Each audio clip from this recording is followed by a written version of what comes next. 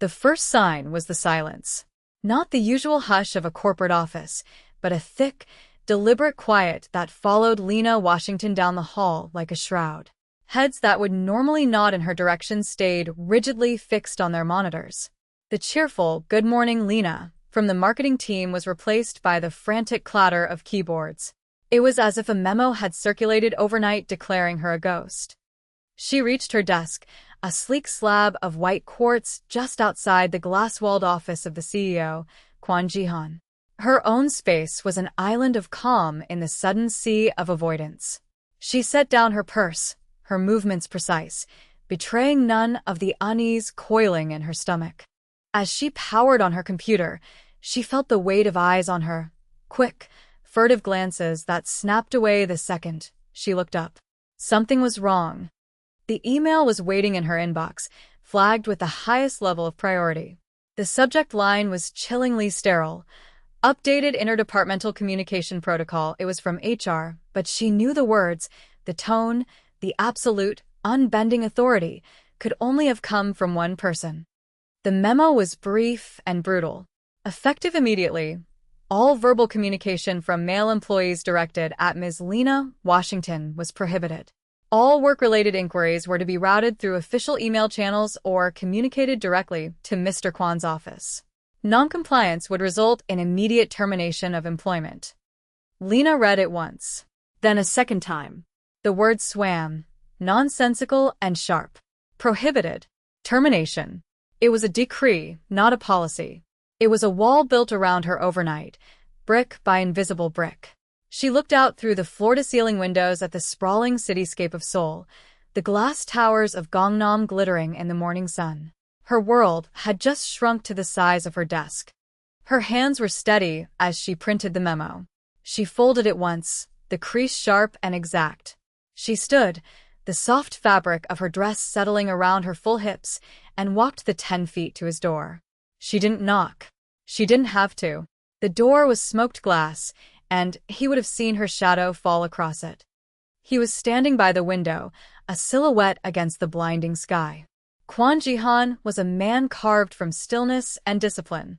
His suit, a deep charcoal Tom Ford, fit his broad shoulders as if it were a second skin. He turned, his movements economical, and his eyes, dark and unreadable, landed on her. He didn't seem surprised. "Mr. Kwon," she said, her voice perfectly level. She held out the paper. "I believe there has been a mistake." He didn't take it. He didn't even look at it. His gaze remained on her face, intense and analytical, as if he were memorizing the precise curve of her cheekbones, the way her brows drew together. "There is no mistake, Ms. Washington," he said. His voice was a low baritone, smooth and cold as the marble floor. "It is a new security protocol." "A security protocol that forbids half the company from speaking to me?" The question was sharp, a crack in her professional armor. "What possible security threat could require making me a pariah?" "The threat is not your concern. Your compliance is." He moved from the window to his desk, a vast expanse of polished obsidian. He didn't sit. He merely occupied the space, his presence dominating the room, sucking the very air from it. He gestured toward the memo still in her hand. "The instructions are clear." Lena's mind raced. This wasn't just a bizarre corporate edict. This was a message. A claim. She had been working for him for a year. A year of impeccable service, of anticipating his needs before he voiced them, of managing the impenetrable fortress that was his schedule. In that year, he had been a ghost of a boss, a presence felt but rarely engaged with. His instructions came via encrypted message. His approval was a curt nod. Now this suffocating, possessive, insane rule. "With all due respect, sir, this is untenable. It makes my job impossible. I coordinate with every department head. Most of them are men. Then their communication will become more efficient," he stated, as if discussing server speeds. "They will learn to be precise in their emails." The sheer arrogance of it stole her breath. He had hamstrung her, isolated her, and was explaining it away as an efficiency measure. The heat rose in her cheeks. She was good at her job. She was competent, intelligent, and unflappable. She had moved halfway across the world for this position, for the challenge, and the absurdly generous salary that came with it. She refused to be treated like a porcelain doll to be kept on a shelf. "This is humiliating," she said, the words low and tight. For the first time, a flicker of something crossed his face. It wasn't sympathy. It was something harder, more possessive. Humiliation is temporary. Security is permanent. He finally looked down at the paper in her hand, then back at her. The silence stretched, thick with unspoken things. She saw it then, a darkness in his eyes that had nothing to do with corporate security and everything to do with a kind of predatory ownership she had never encountered. He moved like the room owed him space. He looked at her like he believed she did, too. "You are my assistant, Ms. Washington," he said, the words landing like stones. "You will be here tomorrow. You will follow the protocol. Is that understood?" It wasn't a question. It was the closing of a cage door. She could quit. She could walk out, file a lawsuit, and burn this bridge to the ground. But the thought of leaving sent a strange, cold spike of fear through her, a fear that had nothing to do with unemployment. It was the fear of what might happen if she disobeyed an order from a man like Kwon Ji-han. She gave a single, tight nod. Understood. She turned and walked out, the memo clutched in her hand. The office was still silent, but now the silence felt different. It was no longer just avoidance. It was fear. They were afraid of him. And as she sat at her desk, in the center of her newly constructed prison, she realized the truth. The memo wasn't for them. It was for her. It was a leash, and Kwon Ji-han was holding the other end. That was the moment everything changed. She wasn't just his assistant anymore. She was his problem to solve. The days that followed were a masterclass in psychological isolation. Lena became a ghost in her own workplace. Men would flatten themselves against walls to let her pass in the hallways. Meetings were conducted with her dialing in from her desk, while the men she needed to speak with sat in a conference room 20 feet away. Her inbox became a torrent of overly formal, carefully worded emails for the simplest of requests. It was maddening. It was also, she hated to admit, brutally efficient. The only voice she heard with any regularity was his. Kwon Ji-han began summoning her into his office for tasks that were previously handled by email. A document review, a scheduling query, a request for coffee. Each summons was a test, a tightening of the leash. He would watch her as she worked, his dark eyes tracking her every movement. He never commented on her body, but she felt his gaze on her curves, on the shape of her waist, on the way she carried herself. It wasn't lecherous. It was cataloging, an assessment. During one of these sessions, an urgent alert flashed across his private monitor. The characters were Korean, but the red flashing icon for a system-wide breach was universal. The air in the room instantly dropped 10 degrees. Ji-han didn't move, but a lethal stillness fell over him. "Stay here," he ordered, his voice flat. "Do not leave this office." He spoke into his phone in rapid, low Korean. The words were clipped, brutal. Commands. For the next hour, Lena sat in the leather chair opposite his desk as he dismantled a corporate attack with the precision of a surgeon. He coordinated with unseen forces, his men, his soldiers. It was clear this was not a simple case of corporate espionage. This was a war. The building went into lockdown. Steel shutters descended over the windows, plunging the office into an artificial twilight lit only by the glow of monitors. Through the glass walls, Lena could see the panic in the main office giving way to a military-style order as men in dark suits, men she'd never seen before, swept through the floor. She and Ji-han were alone, trapped in the obsidian tower. The silence returned, but this time it was heavier, charged with real danger. He finally hung up, his jaw tight. He stared at the screen, at the cascading lines of code that represented the enemy at his gates. "They're good," he murmured, almost to himself. "They bypassed the outer firewalls." He ran a hand over his face, a rare crack in his composure. In that moment he looked tired. The weight of his empire seemed to press down on him. He glanced at her, and his eyes were distant, haunted. "The last time they got this close," he said, his voice barely a whisper, "it was Mo." The name hung in the air. He had never spoken a personal word to her before. Who was Minicio? Lena asked softly, sensing a boundary being crossed. His gaze snapped back to the present, his mask of control sliding back into place. But it was too late. She had seen the wound. My former partner, he said, his tone clipped. She built the original security architecture for this company. They used a similar breach to get to her. I told her she was safe. I failed to protect her.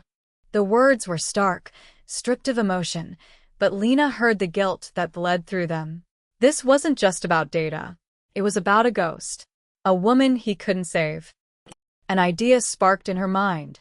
Before coming to Nexus, Lena had done freelance IT security work. She knew systems. She knew code. She could wait this out, be the obedient assistant locked in the tower. Or she could do something.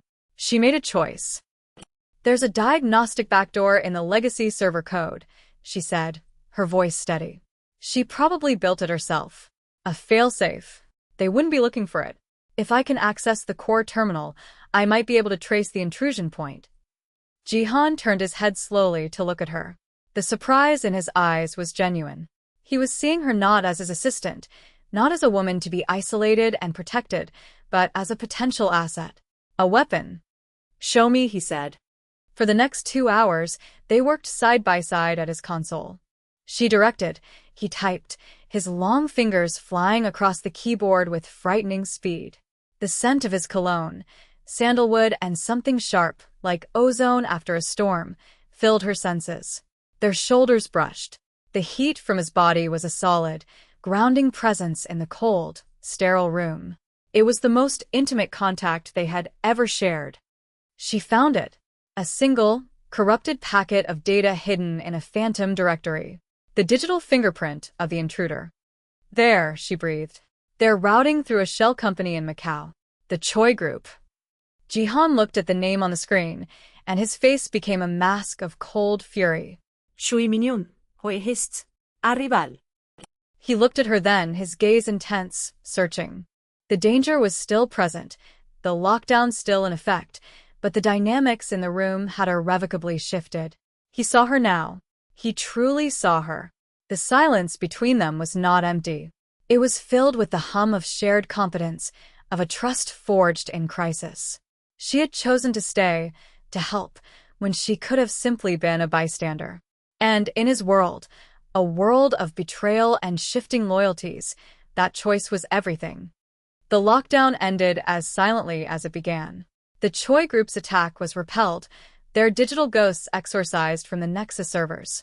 But the war had just begun, and Lena was no longer on the sidelines. Jihan's possessive protection, once a suffocating mystery, now had a name and a face. Choi Minjun. The rule forbidding men from speaking to her was no longer just a bizarre edict. It was a shield. A flawed, clumsy, arrogant shield, but a shield nonetheless. The atmosphere in the office grew even more tense.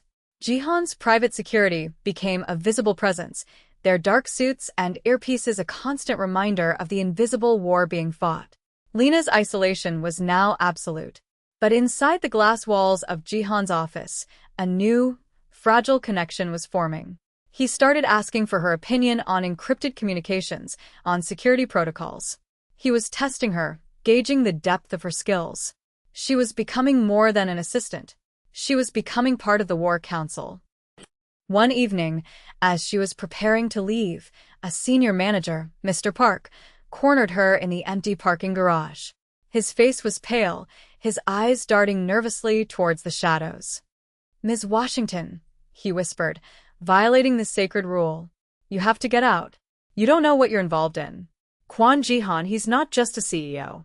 The blood on the Choi family's hands is nothing compared to his. Before he could say more, two of Jihan's men materialized from the shadows. They moved with a silent, terrifying grace. They took Mr. Park by the arms, his warning dying in a choked gasp. He looked at Lena, his eyes wide with terror, before they dragged him away into the darkness. Lena stood frozen, her heart hammering against her ribs. She had just witnessed a man disappear. She didn't run. She walked back to the elevator, her steps measured, and rode it back up to the penthouse floor. Jihan was there, waiting, staring out at the city lights. He knew. Of course he knew. He broke the rule, Jihan said, his voice devoid of emotion. He didn't turn to face her. What did you do to him? She asked, her voice shaking slightly. I secured a threat, he replied. The coldness of it was absolute. This was the man who ran a criminal empire. The man who made people disappear. This was the moment she should have been terrified. The moment she should have run, and never looked back. But what she felt instead was a cold, clarifying anger. He was trying to warn me, she said. He was a liability, Jihan countered, finally turning. His face was unreadable. And he was wrong. The only place you are safe is with me. That night, the war came for her directly. A sleek black sedan followed her from the office, its movements too precise to be a coincidence. It stayed on her tail, through the crowded streets of Gangnam, onto the emptier roads leading to her apartment. When she took a sharp turn, it followed. When she sped up, it matched her pace. Then, on a deserted stretch of road, it made its move, ramming into her rear bumper, sending her car skidding across the wet asphalt. Panic seized her. She fought for control of the wheel, her knuckles white. The sedan came again, aiming for her driver's side door. But before it could connect, another car, a matte black monster she recognized instantly, roared out of a side street. Jihan's car. It slammed into the sedan with the force of a battering ram, spinning it into a guardrail. Her car stalled. The world went silent except for the frantic beat of her own heart. Her door was wrenched open. Jihan stood there, rain plastering his dark hair to his forehead. He reached in, his hands finding her arms, and pulled her out of the car. He was breathing hard, and for the first time, she saw something other than cold control in his eyes. It was raw, primal fear. Fear for her. He backed her against the side of his car, his body shielding hers from the wreckage, from the world. His hands were firm on her shoulders, his gaze burning into hers. They know who you are, he said, his voice a low growl. They know you are with me. That rule. She choked out. The memo. It was not to control you, he said, the confession ripped from him. It was to make you invisible. To keep you out of this.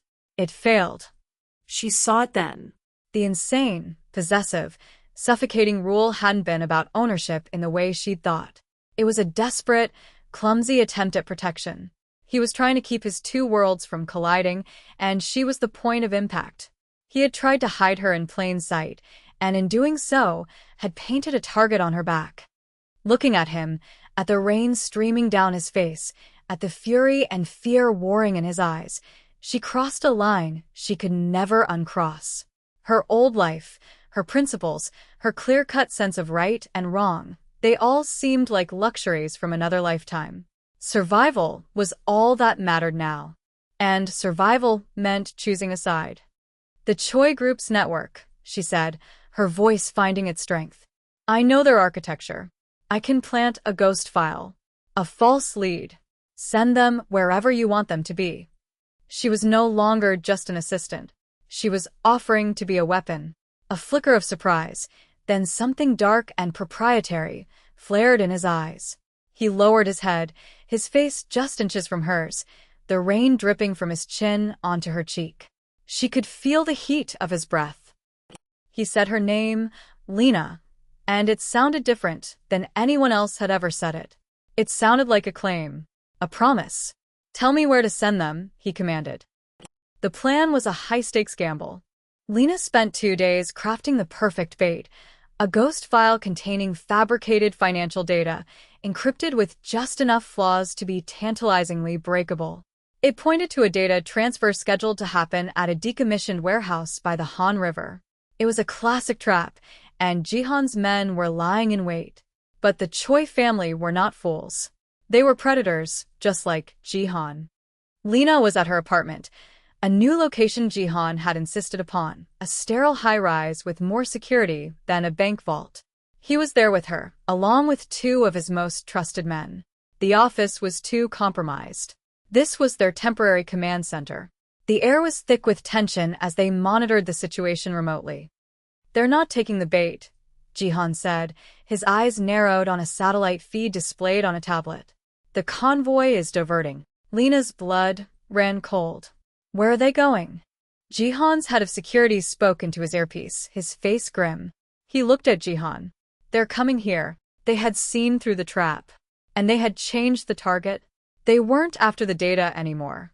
They were after her. The war had come to her doorstep. There was no time to run. The building's internal security alarms began to blare. Jihan moved with lethal calm. "Lena, stay behind me," he ordered. It wasn't a suggestion. The door to the apartment splintered, kicked in by a heavy boot. Men in tactical gear, carrying weapons, poured into the living room. Jihan and his two men met them head-on. The sterile, minimalist apartment became a whirlwind of brutal, close-quarters combat. It wasn't the chaotic spray of bullets from movies. It was precise, ugly, and terrifyingly fast. Lena was not a damsel. She was not a bystander. As one of the Choi enforcers broke past Jihan's men and lunged for her, her training from years of self-defense classes kicked in. She didn't scream. She acted. She grabbed the heavy, military-grade tablet from the coffee table and swung it with all her strength, catching the man square in the temple.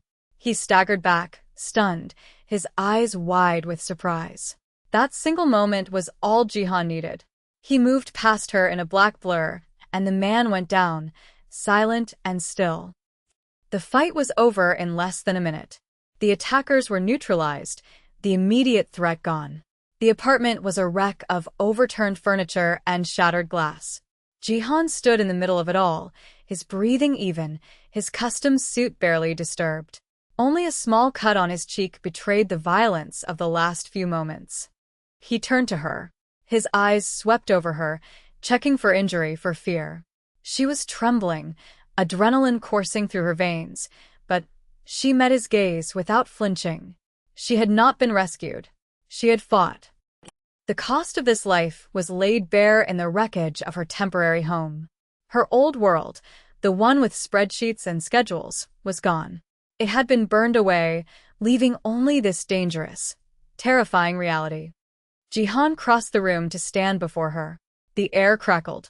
The city lights glittered through the broken window behind him. He reached out, not to touch her, but to gently move a stray curl from her face. His fingers barely brushed her skin, but a jolt of electricity shot through her. He said her name again. Lena. It was raw, stripped of all artifice. It was the sound of a man who had almost lost the one thing he could not bear to lose. "They will never touch you again," he said. The words were an oath, a vow sealed in violence. "Because you are mine." It wasn't a declaration of love. It was something deeper, more absolute. A statement of fact in his world. He had tried to protect her by keeping her separate, by building a wall of silence around her. Now he would protect her by pulling her so close to a center of gravity that no one else could reach her. He did not ask her to stay. He did not give her an easy out. His gaze held a silent question. "This is my world. This is what it costs. Can you live in it?" He held out his hand. Lena looked at the hand offered to her. It was a hand that commanded an empire, a hand that ended lives. It was also the hand that had pulled her from a wrecked car, the hand of the man whose fear for her was the most honest thing she had ever seen. The choice was hers. Step back into the ruins of her old life and try to piece it back together, always looking over her shoulder. Or take his hand and step fully into his world of darkness and power, with him as her shield and her anchor. She thought of the silence, the isolation, the fear. And then she thought of the charged moments in his office, the shared victory of finding the breach, the terrifying intimacy of his protection. She was no longer the woman who had walked into his office a few months ago. That woman was gone. With a sense of terrifying certainty, she lifted her own hand and placed it in his. His fingers closed around hers, a firm, possessive grip. It was not a gentle touch. It was a brand.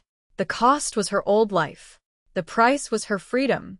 But as he looked at her, his dark eyes promising a world of danger and devotion, she knew she had made the only choice she could. She was his. And in his dangerous world, that was the only safety she would ever need.